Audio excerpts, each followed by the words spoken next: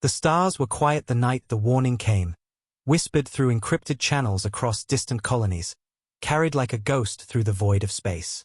On every outpost, soldiers and traders spoke the same words: never get close to the females of that alien race. Some called them dangerous, others called them cursed, but no one ever dared to cross the line. Their beauty was legendary, their power even more so, and every encounter ended the same way: silence, disappearance, or war. So when the Terran fleet anchored near their system and one human dared to walk toward their world, the galaxy held its breath. His name was never the important part. What mattered was what he did that no one else had the courage to do.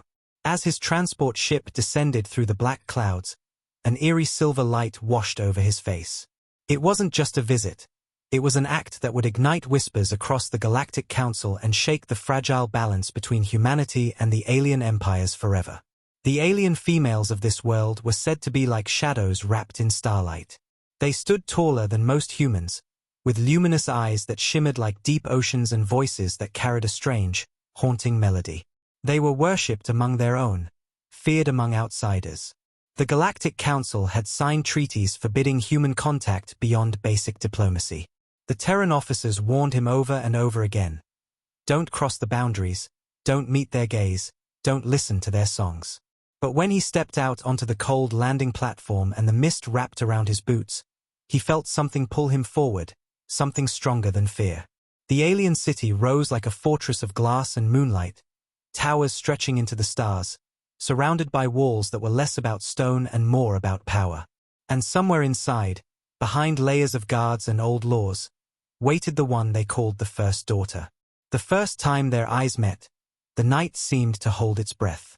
She wore ceremonial armor made of silver and black crystal, the marks of her lineage glowing faintly under the blue moons. He was just a human officer in dark Terran uniform, carrying the weight of his people's name. She didn't speak, not with words, but with a slow tilt of her head and that piercing gaze that seemed to cut through everything false. Around them, soldiers watched in tense silence. No one dared approach the females of this alien race, not even ambassadors. But he took one step closer, his boots echoing across the marble platform like a gunshot in the dark. A few alien guards moved, hands brushing their weapons, but she lifted her hand, and the entire courtyard froze. It was the first time in recorded history that one of them allowed a human so close. And it was in that moment, under the alien moonlight, that the story began to twist towards something no council could control. The Galactic Council watched from a distance, monitoring every move. Humanity had fought too hard to secure its place in the stars. One mistake, one broken treaty, and war could erupt faster than light itself. The First Daughter represented not just beauty, but raw power, political and ancient. Her kind had been rulers of their sector for centuries, their influence woven into every trade route, every negotiation, every secret alliance. She should have ignored him. He should have obeyed the warnings. But the way she looked at him was different. She did not see another soldier, another fragile human. She saw something else. And for the first time in her life, she spoke to a human. Her voice was soft, melodic, like water running through silver stone. The guards stiffened, the humans froze, and the communication lines of the fleet lit up like fire. A single human and a single alien woman had broken the most untouchable rule in the galaxy.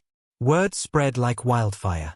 On Terran warships, on alien cruisers, in the chambers of the Galactic Council, whispers grew louder. Some called him a fool. Others called him a traitor. But in the silence between worlds, some dared to hope. He returned to the alien capital again and again, each time walking past the shimmering walls, each time stepping closer to the forbidden. She began to ask questions about humanity, why they fought, why they burned, why they dreamed so fiercely. He answered with the quiet honesty only humans seemed to carry. She had never met a species that felt so deeply. To her people, emotions were weapons. To him, they were survival. And slowly, in the darkness of a world where no human had ever walked without fear, something fragile and dangerous began to grow. The Council demanded his return. The Terran fleet threatened sanctions. Her own kind whispered of betrayal. And yet, Under the silver moonlight, she met him in the Hall of Echoes, a vast chamber carved from starlight stone. There, surrounded by guards who dared not interfere, she stepped forward and placed her hand over his heart. Her touch was cold, almost burning, as ancient energy shimmered in the air around them. The humans watching through drones held their breath as power readings spiked beyond anything recorded. She had chosen him, not as an enemy, not as a soldier, but as something far more dangerous. Her people's laws were clear. If a first daughter chooses someone outside the race, it means either union or war. And across the stars, fleets began to move. The night of their final meeting, the entire sector trembled. Terran warships faced alien cruisers in silent orbit, weapons charged but not fired. The Galactic Council chamber buzzed with panic. No one had ever dared to stand between humanity and an empire like hers. But when she appeared, wrapped in ceremonial armor, her eyes blazing like burning stars, and he stood beside her, it was clear something far greater than war was at play. She spoke to the entire galaxy through the Council's network, her voice echoing through millions of systems. She declared that her people would not rule through fear any longer. She declared that humanity had shown her what her empire had forgotten: choice. And as he held her hand before the watching stars, everything changed. Fleets powered down. Armies stood silent. For the first time, two worlds met not with weapons but with something far more dangerous: hope. And somewhere in that silence, under the midnight sky, the galaxy realized that one human who didn't listen to the warnings had become the spark that would rewrite the stars. The stars outside the Terran flagship drifted like silent witnesses as the political storm began to grow. In every corridor of the fleet, whispers spread faster than radio waves. Officers gathered around dimmed consoles, pilots paused their patrol routes, and soldiers leaned closer in the mess hall just to catch a fragment of the story. One man had walked where no human had ever dared. One human had crossed the invisible boundary between legend and law. His name now echoed in the Terran channels, classified files marked with crimson priority, every word monitored by the Galactic Council's quiet but merciless eye. In the past, even a rumor of a human approaching the females of that alien race had ended in blood or exile. But this time, nothing had exploded, yet. And that made it worse. It meant something was happening beneath the surface, something quiet, dangerous, and impossible to control. On the alien world, things weren't silent either. The first daughter had broken centuries of silence by allowing a human to stand before her. In their culture, that was more than rebellion. It was a storm against tradition. Her people had always ruled with distance, never allowing outsiders near their inner circle, and most certainly never near their women. She was supposed to be untouchable, a living symbol of their power and their purity. Yet now, rumors were spreading through the alien spires like fire through dry grass. Traders whispered. Generals sharpened their blades. Priests hissed prophecies. And still, she remained calm, sitting on her high terrace overlooking the glowing horizon of her city. She replayed the moment in her mind when the human had stepped forward without flinching, his heartbeat steady, his gaze locked on hers, not with fear, but with something she could not name. For a race that had conquered galaxies, she had never known what it meant to be seen as more than a symbol. And now, under that alien moonlight, she felt it. The Terran Council convened in a dark chamber orbiting Mars, their faces half hidden in the glow of star maps. They argued in whispers that felt like shouts. Some demanded immediate withdrawal and quarantine of the entire sector. Others saw opportunity. He has already breached diplomatic protocol, one admiral growled. She could kill him tomorrow and ignite a war we cannot win. Another voice countered sharply. Or she could open the door we've been knocking on for 200 years. The room fell silent at that. The alien race they were dealing with wasn't just another empire.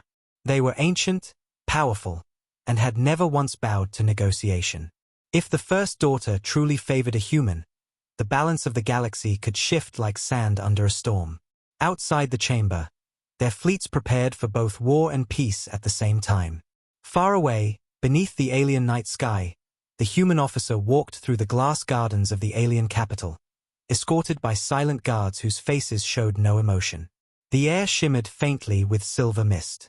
Each step echoed against crystalline pathways as if the city itself was listening. His heart should have been pounding with fear, but instead it beat steadily, as though some invisible force was pushing him forward. He knew every eye in the galaxy was on him. The Terran fleet was ready to burn the stars if he made the wrong move. The alien council was prepared to erase him if he crossed the line. And still, he kept walking. At the end of the garden, through an archway carved from starlight stone, she stood waiting. The first daughter. Her robes flowed like liquid moonlight, the air around her humming with quiet power. She did not smile, but her eyes softened when they met his. He bowed slightly, a gesture she had never seen from a Terran before. She tilted her head, curious, as the distant stars blinked like watching gods.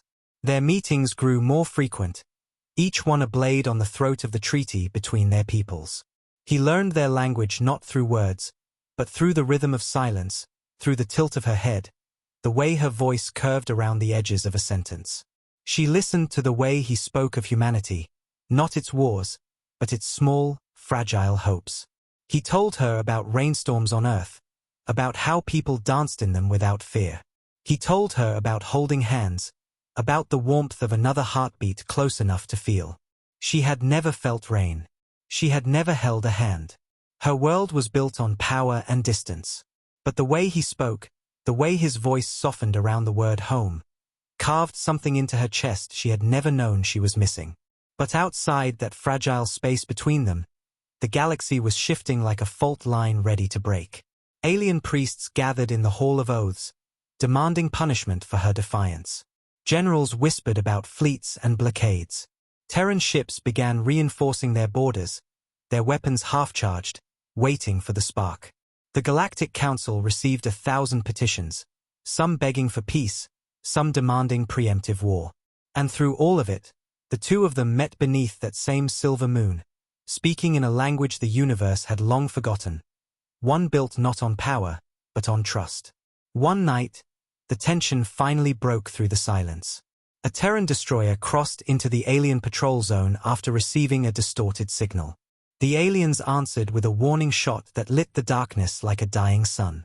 Terran pilots locked targeting systems. Alien fleets rose like blades from the mist. The Galactic Council screamed for restraint, but the stars themselves seemed ready to burn. And in the center of it all, she stood with him at the edge of the great bridge overlooking the glowing city. "Your people will fight mine," she whispered, her voice low, almost trembling beneath the weight of centuries. "If they must," he answered, "then they will. But it doesn't have to end like that." Her hand twitched, as if reaching for something she'd never dared to touch. His gaze held her steady, not as a soldier, not as an enemy, but as a human who believed that sometimes one choice could change everything. And then she did what no one in her history had done. She reached out. Her hand, cold and glowing with faint energy, pressed against his. A single touch, nothing more. But in a galaxy where symbols carried more weight than armies, that gesture thundered louder than any fleet. Sensors across the Terran fleet screamed with power spikes. Alien priests fell silent. The council chambers froze mid-sentence. The galaxy didn't know whether to prepare for war, or to hold its breath and wait for something new to be born. And under the midnight sky, with their hands locked in quiet defiance, two souls stood against the weight of history itself. In the darkness beyond, thousands of ships pointed their weapons at one another, but for a single heartbeat, no one fired. For the first time in centuries, fear and hatred paused, not because of treaties, not because of threats, but because one human didn't listen to the warnings. Because one alien dared to answer. Because something was shifting in the stars, something bigger than war, something dangerously close to hope. The days that followed were nothing short of chaos wrapped in silence. The entire sector seemed to be holding its breath, as if one wrong movement could crack the galaxy in half. On the Terran flagship, orders changed by the hour, and every transmission carried the weight of war. Generals spoke with clipped voices. Admirals whispered behind sealed doors. No one understood why the alien fleets hadn't attacked yet. No one understood why the first daughter hadn't ordered his execution. Some called it hesitation, others called it strategy, but the truth was far stranger. The alien empress herself had not intervened, and when the ruling matriarch of such a powerful species remained silent, the universe trembled. Across the stars, from outposts to black market stations, stories spread like fire. People spoke of the human who touched what no one else dared, of the alien woman who didn't strike him down. It became a ghost story told in bars and military barracks, a myth written in whispers. And in the heart of it, beneath silver skies, the man and the first daughter met again. This time their meeting wasn't hidden in quiet gardens. It happened in the Hall of Echoes, the oldest structure on her world, built from luminous stone that held centuries of memory. The hall itself hummed faintly as if listening. She walked down the stairs slowly, her long robe trailing behind her, a soft shimmer catching the moonlight. He stood at the base of the stairs, unarmed and alone. Around them, alien guards lined the walls like living shadows, their faces emotionless, their hands never leaving their weapons. Above, massive glass windows framed the black night sky filled with stars. The hall was where ancient pacts were made, where entire empires were once broken or born. No human had ever set foot there, not as a guest, not as an enemy. And yet, she had called him to stand beneath its dome. "You are not welcome here," one of the elder guards hissed, his voice carrying that cold, elegant venom that only their kind could wield. "I know," the human answered calmly, his voice steady. He didn't try to argue. He didn't lift his head high in arrogance. He simply looked at her, and she looked back at him as if the guards, the hall, the entire galaxy had faded away. For a moment, no one moved. Then she descended the last steps, her gaze unwavering. "Why did you come back?" she asked softly, though everyone could hear her. The question was not a demand. It was a whisper wrapped in something dangerous, curiosity. "Because fear isn't the only thing we live for," he replied. It wasn't rehearsed, it wasn't poetic, but it was real. And in a world where everyone spoke like they were already part of history, his honesty was a weapon sharper than any blade. In the Terran Council, that moment was being watched through hundreds of surveillance streams. Drones, orbiting relays, black ops intercepts, every breath he took was recorded. The admirals and diplomats argued like wolves fighting over a single scrap of truth. "He's going to get us killed," one shouted. "He's doing what none of you ever could," another snapped back. But somewhere deep in that chamber, where the oldest members of the council sat, a few remained silent. They understood something that the others didn't. The galaxy didn't change because of wars. It changed because of moments. Moments where someone ignored the rules everyone else worshipped. And this was one of those moments. She walked closer to him, so close that the faint hum of her armor brushed the fabric of his uniform. Her eyes, usually cold like the void, flickered with something uncertain. "You don't know what this means," she whispered. "Yes," he answered, "I do. And I came anyway." That single sentence sent a shockwave through the guards around them. Her kind believed in hierarchy, in unshakable order. No one spoke to her that way. No one dared. But this human didn't bow. He didn't plead. He simply stood, steady as the night around them. And for a brief second, her breath caught. She hated that it did. Outside, far beyond the walls of that ancient hall, the alien fleets moved into formation. Terran warships responded in kind, sleek shadows drifting across starlit void. Tactical AIS on both sides calculated probabilities: war, surrender, annihilation. Every fleet captain had their finger on the trigger, waiting for the single order that would drown half the sector in fire. But still, no shot was fired. Because the war hadn't yet started on the battlefield. It had already started between two people, standing in a hall where love, hatred, and power collided. The First Daughter's Council demanded she end the madness. "End him," one of the elder voices echoed in her ear through their inner comms. "Break the spell he casts. Our people will not forgive this." She didn't reply. Her hand twitched slightly at her side, the gesture invisible to most. She could crush him where he stood. It would be easy. A single gesture, and his body would shatter like glass under the force of her kind's power. And yet, her hand didn't rise. Instead, she asked him a question that no one expected. "What do humans feel," she said quietly, "when they are not afraid?" The hall fell silent. Even the guards shifted uncomfortably. It wasn't a warrior's question. It was something else. Something raw.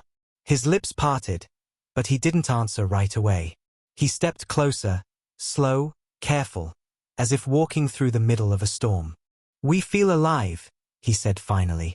"We look at something bigger than ourselves and still choose to reach for it." That answer did something to her that no weapon ever could.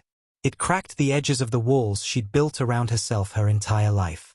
For the first time, she wasn't the first daughter. She wasn't a weapon, a symbol, or an untouchable figure. For the first time, she was simply her. And he didn't flinch. Not once. Not when her eyes burned brighter. Not when the guards tensed like coiled predators. He just stood there, breathing in the same air as a creature the galaxy feared to touch. And she realized something terrifying. The galaxy feared humans for their weapons. But she feared them for something far worse. Their ability to choose what no one else dared. The alien council chamber roared as the news spread. A private meeting between the first daughter and the human. A moment too close. Too dangerous. They demanded her removal. They demanded his death. But by the time their words reached her, it was too late. She had already made her choice. Under the pale light of the twin moons, she extended her hand, not as a ruler, not as a symbol, but as someone who wanted to know what it meant to live without fear. And he took it, without hesitation. And when their hands met in front of that ancient hall, the stars themselves seemed to lean closer to listen. The fleets didn't fire that night. The council didn't announce war. But something shifted, something deep and invisible. Whispers of alliances older than wars, cracks in empires thought to be unbreakable. It wasn't love yet. It wasn't victory. It was the spark before the blaze, the moment that turned myths into history. And in that spark, beneath the midnight sky of a world that hated outsiders, a single human and an alien first daughter stood together, their shadows merging against the walls of a hall older than both of their civilizations. And somewhere beyond the stars, the future began to change its shape. The galaxy grew quieter after that night, but it was the kind of quiet that never meant peace. It was the silence before thunder. Every fleet, every station, every outpost near the alien borders could feel it. A strange weight pressing against the air, like the stars themselves were waiting to see which side would break first. On the Terran flagship, the war rooms glowed with shifting maps and red warning lines. Generals and diplomats moved through the corridors like ghosts, their faces pale with the knowledge that a single wrong breath could turn that silence into fire. On the alien homeworld, the tension was no less suffocating. The first daughter had broken every sacred law written into the bones of her empire. Her people had built their power on control, on keeping outsiders at arm's length, on fear. And she had just reached out her hand to a human. One gesture. One impossible moment. And everything was unraveling. She had not spoken to anyone since that night in the Hall of Echoes. She stood on the edge of her palace terrace every evening, the moons hanging above like silver eyes, the wind carrying the distant hum of the city below. It was a city built on strength, built to remind everyone who looked up that she was untouchable. Yet now, when she stared down at the streets, she could see it. The way people moved differently, the way whispers followed the light. Some spoke of betrayal. Some spoke of revolution. And some, for the first time in centuries, spoke of hope. For her people, hope was dangerous. Hope led to change. And change was a war greater than fleets. Meanwhile, the human officer was trapped in a cage made of politics and cold steel. The Terran Council had summoned him back. He was questioned for endless hours in dark rooms, lights burning his face, admirals staring with their old, cautious eyes. They called him reckless, called him a threat to Terran security. They said his actions could undo 2 centuries of fragile diplomacy. But he did not apologize. He sat there, steady and quiet, answering only when needed. Some part of him knew that their fear wasn't about him. It was about what he represented. No human had ever touched what he had touched, walked where he had walked, seen what he had seen. And that frightened people who lived their lives inside rules carved in blood and treaties. When they finally released him, it wasn't because they trusted him. It was because they couldn't decide what to do with him. Killing a symbol was harder than killing a man. The alien council, on the other hand, was not divided. It was furious. Their chamber was carved into the heart of a mountain that glowed faintly like burning coal, the air alive with old power. The High Matriarch's voice echoed through the room like a storm tearing through silence. "She has brought shame upon our blood," the Matriarch hissed. "She has invited weakness into the house of strength." Generals pounded their fists. Priests cursed in their ancient tongue. Some demanded the human's execution. Others demanded the first daughter's exile. But beneath all the fury, something new was crawling through the room: fear. They had ruled the galaxy for centuries without ever bending to another race. They had no idea how to rule if fear stopped working. It was on the third night that the first daughter walked through the palace halls alone, her steps silent against the polished floor. Outside, the wind carried the scent of their world, metallic, cold, and alive.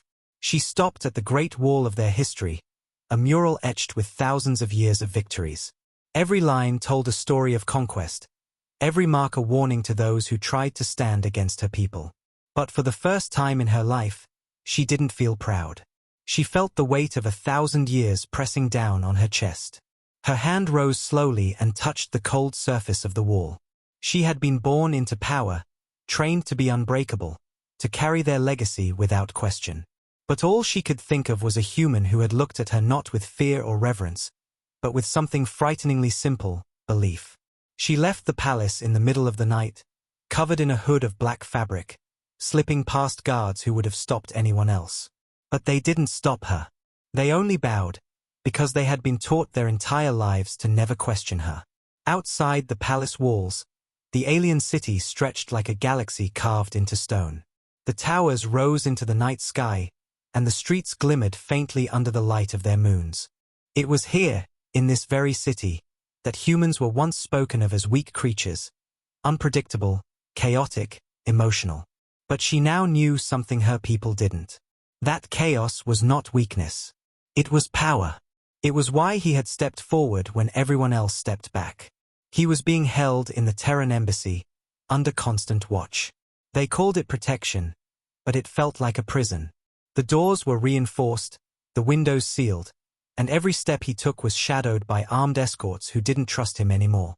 But when she appeared outside the perimeter that night, cloaked in darkness, the guards didn't even see her coming.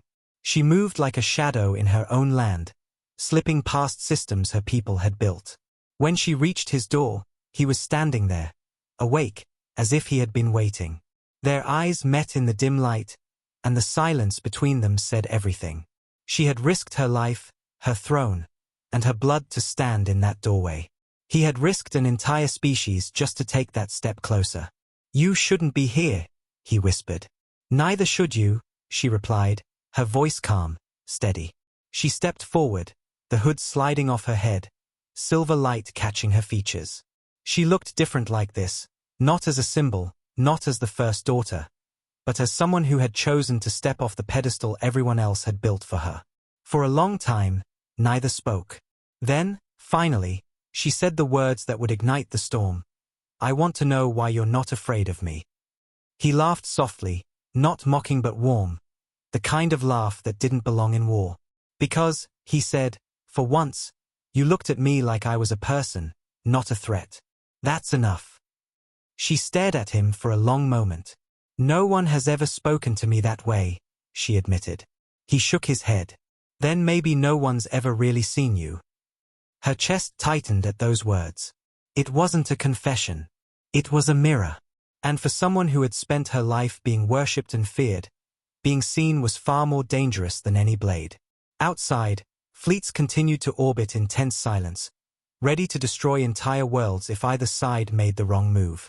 But inside that small room, beneath the cold lights and old fears, something shifted. She stepped closer until they were only breaths apart, close enough that the hum of his heartbeat was real to her. For her kind, contact was a language more dangerous than any treaty. And she spoke it without words when she lifted her hand and placed it against his chest. His hand rose too, meeting hers halfway. Two enemies. Two worlds. And in that moment, they weren't either of those things. They were just two beings standing in the storm, refusing to bow to history. When she left that night, she didn't look back. But every security camera, every satellite, every council eye caught a single frame. The first daughter standing in the human embassy, her hand against his chest. And in the darkness beyond, the galaxy stirred like a sleeping giant. It wasn't war yet, but it was close. Because the most dangerous thing in the universe wasn't hate. It was love in the wrong place at the wrong time. And this was exactly that. The news spread faster than any ship in the galaxy could fly. Before the second sun rose over the alien capital, every council, military command, and shadow network from one end of the star map to the other had seen it. A grainy but unmistakable image of the first daughter standing in the Terran embassy with her hand on a human's chest. It didn't matter that no one knew what they'd said. It didn't matter that no one heard a single sound. That image alone was enough to split empires apart. Some called it treason. Others called it prophecy. Most called it the spark of war. On the Terran flagship, admirals slammed their fists on tables as red alerts flickered across every display. Across the alien homeworld, temples lit their old ceremonial fires again. The priests chanting words that hadn't been spoken in centuries. Something irreversible had been set in motion. Inside the alien palace, chaos rippled like a storm behind silent walls. Generals screamed in hidden chambers. Politicians sharpened their knives in whispers. But the High Matriarch, the first daughter's mother, did not scream. She sat still on her throne, her white hair flowing around her like silver smoke, her golden eyes burning with quiet fury. Her daughter had committed the one act that every law, every creed, every legend had forbidden. For generations, their power had been built on the belief that they were untouchable. And in one night, one human had shattered that illusion. "She has invited war into our bloodline," one general roared. The matriarch's voice, when it came, was quiet. "No," she said. "She has invited something far worse. She has invited choice." And in their culture, choice was more dangerous than any weapon. Meanwhile, the Terran Council chamber was in uproar. Their massive screens played the image of the first daughter again and again. Each replay met with another wave of panic. The diplomats demanded immediate withdrawal. The admirals argued for preemptive strikes. Intelligence officers whispered about assassination plots, sabotage missions, black ops. Everyone had a plan. No one had control. In the middle of it all, the human officer, the man who had taken that step, sat in silence. He didn't speak. He didn't defend himself. There was nothing he could say that would make any of them understand what had passed between them that night. It wasn't a strategic alliance. It wasn't political theater. It was something far simpler and far more dangerous than that. It was a human heart refusing to obey. They stripped him of his formal rank that same morning. His access was locked, his clearance revoked, his bodyguards doubled not for protection but to keep him from moving without permission. To the Terran leadership, he wasn't a soldier anymore. He was a spark they needed to contain before it burned everything down. But he wasn't afraid. Not now. He had seen something in her eyes that none of their threats could erase. And somewhere deep inside, buried under the iron walls of duty, a part of him was ready to stand against everything, even his own kind. She didn't have that luxury.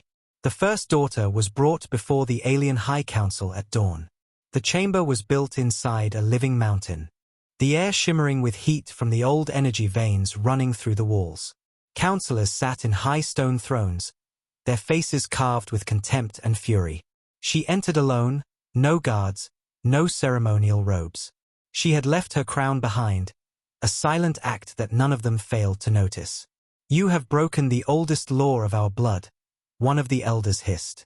"You have touched a Terran. You have humiliated your people," another spat. "You have brought weakness into our name," a third added. Their accusations fell like thunder, but she did not bow. She didn't flinch. She stood tall in the center of that inferno and spoke with a calm that burned sharper than their rage. "I did not humiliate our name," she said softly. "I reminded it what it once meant." The chamber rippled with outrage. One elder rose to his feet, his robe flashing with the symbols of his rank. "We are not like them," he snapped. "We rule because we are feared. We survive because no one dares to come close." She met his eyes steadily. "Then why are we so afraid of a single human?" The silence that followed was cold and heavy. They didn't have an answer. They had never needed one. No one had ever challenged the foundation of their power before. And now, their own first daughter had done it. Outside the palace, riots began to spark in the lower cities. Some shouted for her execution. Others shouted for change. The people had not gathered like this in centuries. They filled the avenues with flickering lights, their voices rising in waves. Some believed she was a traitor. Others whispered that she was a savior. The empire was no longer united by fear. It was fracturing along invisible lines that no one could control. And somewhere in the crowd, hidden beneath the noise of anger and faith, a few dared to hope. In orbit, Terran and alien fleets stared each other down like predators. Every captain sat with their hands hovering over fire controls, orders already written but not yet given. Intelligence chatter filled every channel. A single spark, a single wrong movement, and thousands of ships would unleash fire into the void. The Galactic Council sent desperate transmissions begging both sides to stand down, but no one was listening anymore. What was happening wasn't just politics. It was something older, something primal. And in the middle of it all, the human officer found himself in a dark interrogation room, the cold metal table reflecting the dim lights above. An old friend, a fellow soldier, stood across from him, wearing the black uniform of Terran Command. "Do you even understand what you've done?" the officer asked quietly. "You've broken every line they drew to keep the galaxy from tearing itself apart." The human lifted his eyes slowly. "Those lines were chains," he said. "I just stopped pretending they weren't." His friend stared at him, torn between loyalty and duty. "This isn't a love story," the friend whispered. "This is a war you can't win." "Maybe," he replied softly, "but it's not just mine anymore." Far below, deep in the alien city, the first daughter stood on the balcony of her private chamber, watching as the lights of the protests burned like scattered stars. She knew what would happen next. Her council would demand her removal. Terran fleets would advance. Her people would fight. Billions would die. And yet, beneath all that dread, she felt something unshakable settle in her chest. It was the same thing she had seen in his eyes the night she touched him. Not fear. Not surrender. But the simple refusal to accept a world built on walls and warnings. She turned away from the balcony, her silver hair catching the moonlight like a blade, and whispered to the empty air, "If the world must burn for the truth to live, then let it burn." The storm had started. Not with fleets, not with armies, but with two people who refused to kneel. And as the stars watched in silence, the universe finally began to shift. Not through treaties, not through orders, but through defiance. The galaxy had felt tension before, wars that shook the stars, fleets that darkened entire systems, treaties written in blood, but this was different. This was slower, heavier, like the long breath before a scream. No side fired a shot, yet everything was already on the edge of shattering. Terran fleets hung like iron in orbit, sleek black shadows cutting across the stars. The alien armada faced them from the opposite side, their ships long, pale, and curved like blades, their engines glowing faint silver beneath the twin moons. Between them was nothing but the dark, silent void of space. A void that could be filled with fire in seconds. Every captain sat with a finger on a trigger. Every crew waited for the one signal that would end everything. But still, no one moved. Because the war wasn't going to begin with a fleet. It was going to begin with a choice. Deep inside the alien capital, the first daughter was not in her chambers anymore. She stood in the Hall of Ancestry, a circular room carved from black stone, lit by pillars of blue fire that flickered like starlight. Around her were the spirits of her empire's past, not ghosts, but towering stone statues of rulers who had built their legacy on domination and fear. The High Matriarch, her mother, waited at the far end of the hall, wrapped in robes of gold and black. Her face was calm, but her golden eyes burned with the fire of an empire that had never bent. "Do you understand what you've done?" the matriarch asked. Her voice was soft, almost gentle. "You've given them a reason to believe they can touch us. You've made us mortal." The first daughter lowered her head slightly, not out of shame but out of respect. "I didn't make us mortal," she said quietly. "We've always been mortal. We just built walls high enough to forget it." The matriarch's jaw tightened. "Our people will not forgive you." She stepped closer, her presence like a storm. "You've broken the oldest law. You've made them question everything." The first daughter met her gaze without flinching. "Then let them question. If fear is the only thing keeping this empire alive, then it's already dying." The matriarch was silent for a long moment. Outside, the sound of the city was distant, protests rising, chants echoing through the night. When she finally spoke, it wasn't as a ruler. It was as a mother. "They will come for you," she said. "Our generals, our priests, even those who once called themselves loyal to you. And they will not come to speak. They will come to erase you." The first daughter's voice did not shake. "Then they'll have to try." The matriarch's eyes softened for just a second, almost imperceptibly. "He won't be enough to save you," she whispered. "I know," the first daughter replied. "But he doesn't have to save me. He just has to stand beside me." At the same time, on the Terran flagship, the human officer sat in the brig with steel walls closing around him, but his mind wasn't on the cell. He could feel the weight of entire fleets above his head, fleets that were once his family, his people. He had worn their uniform. He had carried their banner. Now, they saw him as a traitor. The door hissed open, and an admiral walked in. A man he had once respected, a man who had fought beside him. "You've dragged us to the edge of war," the admiral said coldly.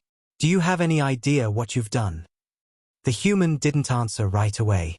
He stared at the floor, then lifted his eyes slowly. "Yes," he said quietly. "I've shown them something they're not ready to see." The admiral stepped closer, his voice low, dangerous. "This isn't about love, soldier. This is about the survival of our species." "Maybe," the human replied softly.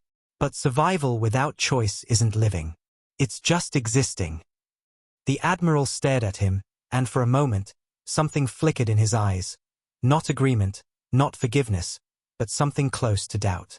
"If war breaks out," the admiral said finally, "you'll be the first casualty." The human's lips curled into a small, tired smile. "Then so be it." What neither of them knew was that outside, the galaxy was already shifting in ways neither command could control. Protesters filled the streets on the alien world. Not just in the capital. Every city was alive with shouts, banners, and lights that burned against the night. Some wanted her dead. Some demanded her as their new hope. And on the Terran colonies, whispers had begun to stir too. Soldiers who had seen the footage of that night didn't just see an enemy. Some saw a question. Some saw possibility.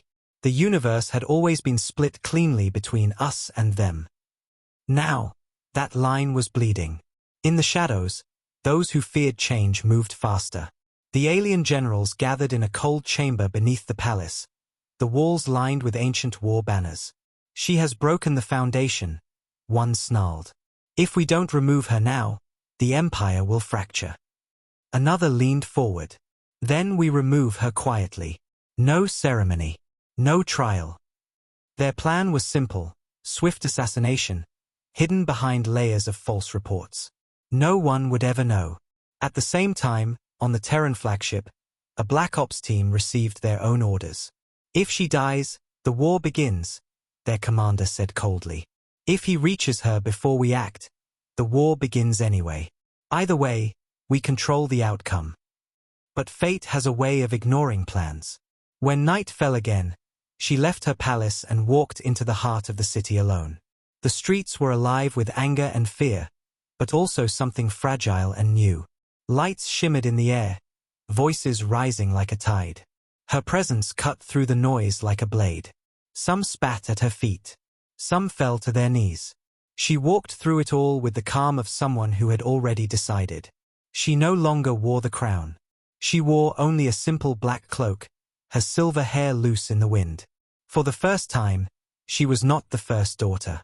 She was just her. He escaped the Terran brig that same night. It wasn't clever or complicated. It was determination. A single guard turned his back. A few old codes still worked. And before anyone could stop him, a small transport ship shot out of the Terran flagship like a ghost disappearing into the stars. Alarms screamed through the fleet, orders snapped through comms, but he didn't turn back. He didn't have a plan. He only had a direction. Toward her. They found each other on the Great Bridge, the same place where everything had begun. The silver arches rose over the glowing river, the city lights reflecting like distant stars. She stood at the center, waiting, as if she had known he would come. His ship landed silently on the outskirts, and he crossed the bridge slowly, the sound of his boots echoing in the cold air. Their eyes met beneath the silver light of the moons, and everything else, the fleets, the councils, the armies, fell away. "You shouldn't be here," she said softly, but there was no anger in her voice. "Neither should you," he answered. She let out a quiet breath that might have been a laugh, or a sob, or both. "They will kill us for this," she whispered. He stepped closer, until there was nothing between them but breath and silence. "Then let them try," he said. She reached up, her hand brushing against his face, the same way she had that night in the embassy. And he didn't move away. For a second, the universe held still. But the shadows were already moving. Assassins from her own people were on the rooftops, their rifles trained on her heart. Black Ops soldiers from Terran Command were closing in through the alleyways. Two worlds had decided their fate without asking them. And yet, standing on that bridge, beneath the alien moons, neither of them stepped back. The moment didn't belong to empires anymore. It belonged to them. The first shot cut through the air like lightning. She turned before he did. Her power, silent and sharp as starlight, flared through the night, a barrier of silver energy blooming around them like a living shield. The blast cracked against it and vanished in a flash. Then the second shot came. And a third. And a fourth. Terran soldiers broke from the shadows at the same moment alien assassins moved from above. A storm of violence exploded around them, but their hands found each other in the center of it all. She moved like a blade, fast and silent, her energy tearing through the attackers like wind through smoke. He grabbed a rifle from a fallen soldier and covered her flank. For a few blinding minutes, the Great Bridge became the heart of a war that no one had declared yet. The night burned with light. The air filled with the roar of engines. Fleets in orbit screamed alerts through every channel. And yet, in the chaos, their eyes never left each other. When the last attacker fell, the silence that followed was almost louder than the gunfire. The bridge was scorched.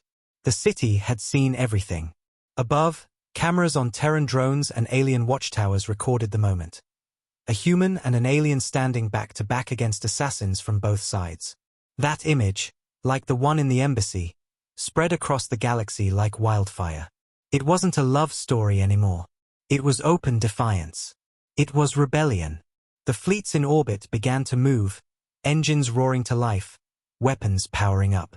Councils screamed for war. Priests screamed for blood.